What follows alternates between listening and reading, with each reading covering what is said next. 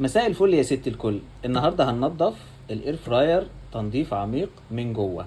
انا شخصيا بنضفها في غسالة الاطباق، درجة حرارة واطية، وبتكون يعني ايه مدة غسيل قليلة.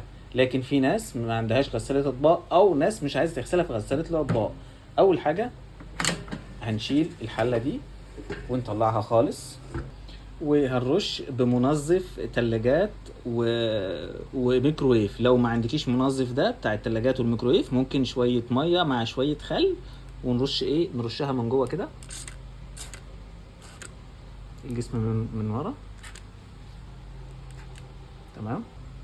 ونمسحها بقى كويس جدا من جوه، والجسم يمين وشماله من جوه كده.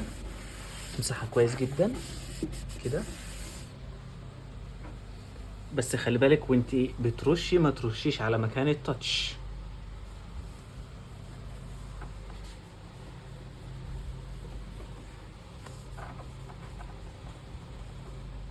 طبعا انا هنا قلبتها من جوه من فوق بقى، من السقفيه دي. السقفيه انا قلبتها، ده زيت ودهون. طبعا هي مش مصديه، ده مش صدى يا جماعه، دي زيوت اهي، زيوت. طبعا انا عندي منظف استانلس. انت ممكن لو مش عندك تعملي بشويه كربونات وبشويه خل. خلي بالك ده مش كل يوم بيتنضف. كربوناتو مع شويه ميه وشويه خل وصابون مواعين، ده يغنيكي عن المنظف بتاع الاستانلس. وترشي عليها كده. وطبعا بعد ما نرشه كده نستنى عليه شويه. نصيحه بقى، اما تيجي تنضفيها بالشكل ده تنضفيها وهي لسه سخنه، الدهون لسه سايحه كده. هننضفها بقى يا ست الكل بليفه ناعمه فيها سلك. طبعا دي معروف جدا ما تعمليش بيها التيفال من جوه، دي لسقفيه الاير فراير من فوق. ودي يا جماعه المروحه اهي بتتحرك اهي، المروحه بتاعه الاير فراير. رش عليها عادي عشان ان الدهون ما تكترش عليها وتتقل، عشان تفضل خفيفه كده.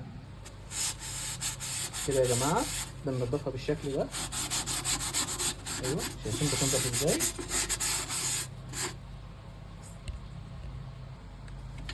يا جماعه من هنا كده نشتغل بفرشه كده، عشان ايدك مش هتطلع يا ست الكل. بفرشه كده وننضف كمان. شايف الميه لونها مغير ازاي؟ دي الدهون. الميه دي طالع الدهون منها بعد ما نضفتها. بعد بقى ما رشينا ونضفنا ده بقى لازم يتنشف كويس يا ست الكل. تمام. ايوه كده كده يا ست الكل. كده بقى نضفت من جوه 100%. السخان بتاع الايرفراير والمروحة كده نضفوا زي الفل كده كلها 100 زي الفل كده. حتى الجناب كله 100. نخش بقى على الباقي ونكمل نضافة من جوه الحتت اللي زي كده بفرشة. ايوه تنضف كده. ايوه شوف تنضف زي الفل. دلوقتي يا جماعة ادي الدهون في الاير فراير، ده شكل الدهون كده. دلوقتي هنحط خل وصابون مواعين وكربوناتو وميه. طيب انت ممكن تحطي قرص مسحوق بتاع غسالة الاطباق مع كربوناتو. لو انت تقدري تستغني عن قرص، مش عايزه تستخدمي قرص، يبقى كربوناتو زي ما قلت لك مع صابون سائل مواعين، مع ميه مع خل. بسم الله. اول حاجه نحط الكربوناتو، معلقه شاي، هنحط معلقتين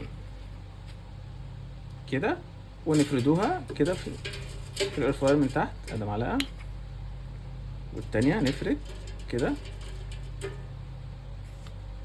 ولو الدهون شديده ممكن تحطي باكو بيكنج باودر. دلوقتي انا هحط الخل. ايوه كده زي الفل. سامع الصوت؟ سامع الصوت. وشويه صابون مواعين. ايوه. ونحط بقى ميه مغليه يا ست الكل. بسم الله.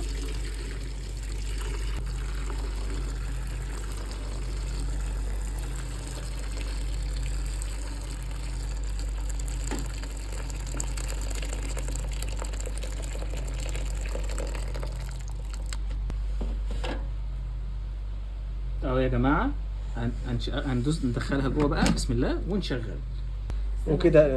وكده يا جماعه هنشغل، هنظبط على درجه حراره 200، هنخلي من هنا درجه حراره 200 تمام، وهنخلي لمده 10 دقايق 10 دقايق وندي اوكي. اهو يا جماعه كده ايه ال10 دقايق يعتبر خلصوا، في اخر حاجه يبقى كده نشيل ونطلع. هندلق يا جماعه الميه دلوقتي في الحوض زي ما انتم شايفين كده، كل الدهون ساحت. هندلقها في الحوض وهي بالمره تسلك الحوض، ميه سخنه وصابون وكل حاجه. بسم الله وتسموا الله يا جماعه عشان دي ميه مغليه. اهي يا جماعه شفتوا الدهون اللي كانت ناشفه اهي ساحت، شوف بايديا من غير اي حاجه. المفروض طبعا هنعملها بليفه مش بسلك، دي بقى ليفه بسلك ودي ليفه ناعمه. طبعا ليفه بسلك لا، انا هعمل بالليفه الناعمه مع شويه صابون، شويه ميه،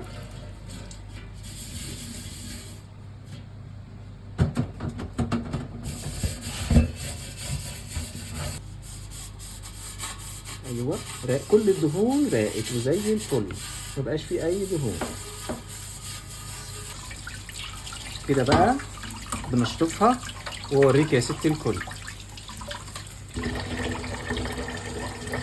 بتلمع ولا دهون ولا اي حاجه زي الفل. دي كمان يا جماعه ننضفها زي ما نضفنا اللي فوق كده وزي الفل، ولا دهون ولا اي حاجه، بسم الله ما شاء الله. دلوقتي يا جماعه انا غسلتها وقشطه وزي الفل، هندخلها بقى نشغلها علشان خاطر تنشف. بسم الله، هنشغلها على 200 درجه لمده 3-4 دقايق، 3 دقايق.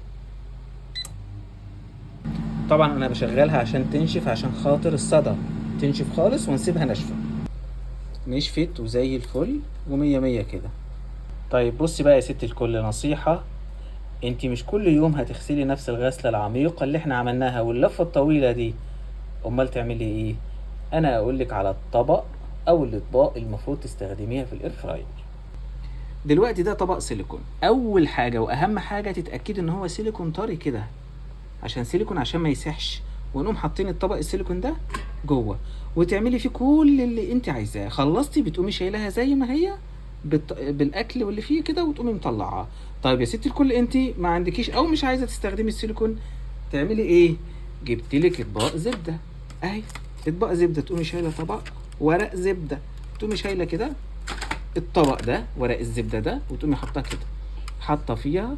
طبعا انت بتجيبي المقاس على اساس اللي عندك، مثلا اير فراير كبيره صغيره، انا جبت لك ده اللي موجود متاح عندي اللي لقيته، بتحطي فيه الاكل البانيه اي حاجه بتعمليها بتحطيها جوه وتشيلي الطبق زي ما هو كده بالاكل بكل حاجه، بتطلع الاير فراير بعد الطبق نظيفه بتلمع، عشان مش كل شويه هتعملي دوره غسيل عميقه.